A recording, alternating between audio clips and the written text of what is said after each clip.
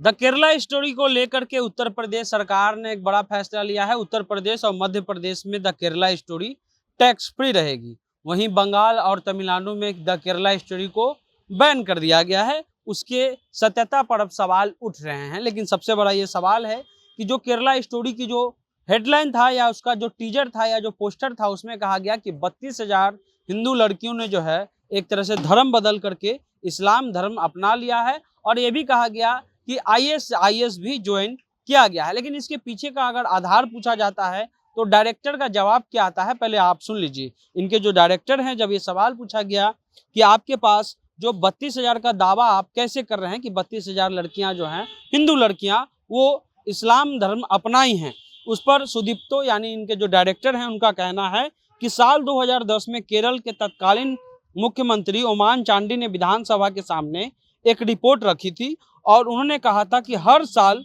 लगभग 2800 से 3200 लड़कियां इस्लाम धर्म अपना रही हैं। बस इससे अगले 10 सालों का हिसाब लगा लें और ये संख्या 30 से 32,000 हो जाती है। ये आधार है जो डायरेक्टर हैं उनका। लेकिन इसके पीछे का तर्क समझिए।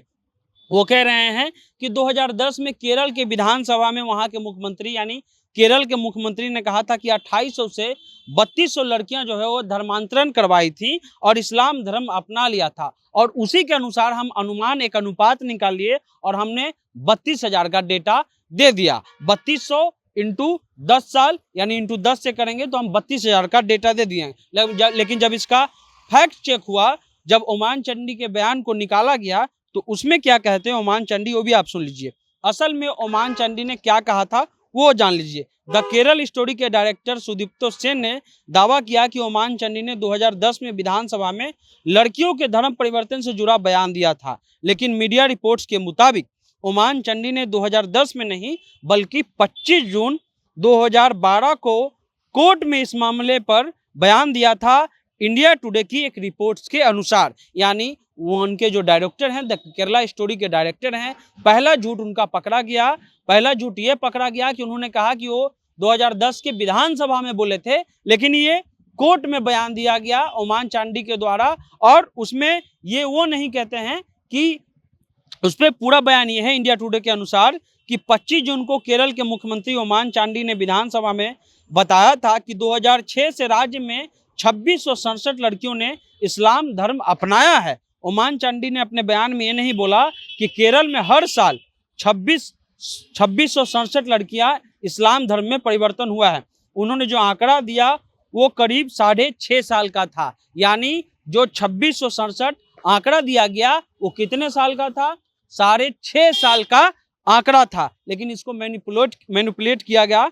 और इसमें एक बात ये भी ध्यान देने वाली है कि महिलाओं के आईएस में शामिल होने पर ओमान चांडी ने कुछ नहीं बोला था। यानी आईएस के ज्वाइनिंग पर जो ये फिल्म बनी है उस मसले पर उस समय के मुख्यमंत्री ने कुछ नहीं बोला था।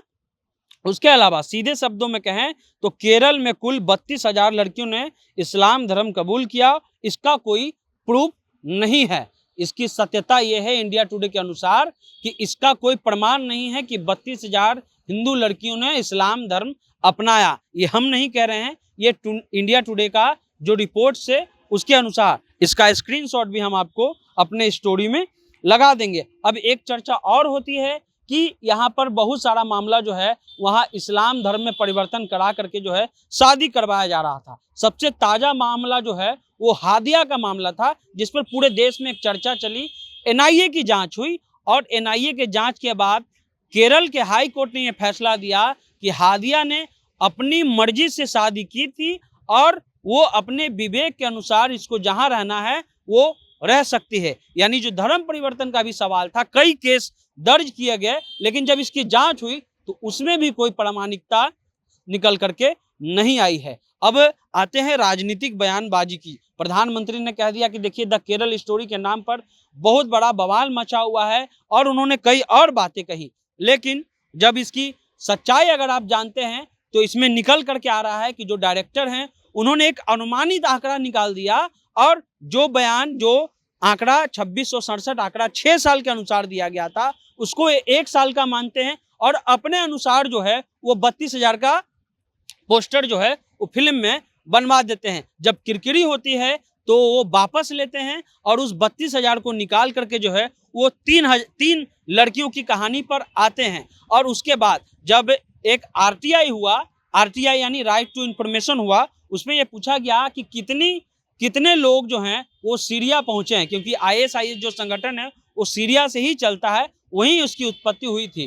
तो इस पर ही पूछा गया, तो भारत सरकार का ये आंकड़ा है कि लगभग 100 से 110 लोग जो हैं वो सीरिया गए हैं। तो ये पूरा मामला इसलिए होता है ताकि राजनीतिक फायदा लिया जाए। और लोकतंत्र की बात कर लें तो बंगाल चाहे तमिलनाडु में जो अगर इसको बैन किया गया, अगर फिल्म में अब जैसा कि कहानी आ रही है, जो कि डायरेक्टर का कहना है कि इसको काल्पनिक बताया जा रहा है, हालांकि इसकी हम पुष्टि नहीं करते हैं, तो ऐसे में अगर फिल्म चल रही है तो उसको देखने में कोई दिक्कत नहीं होनी चाहिए।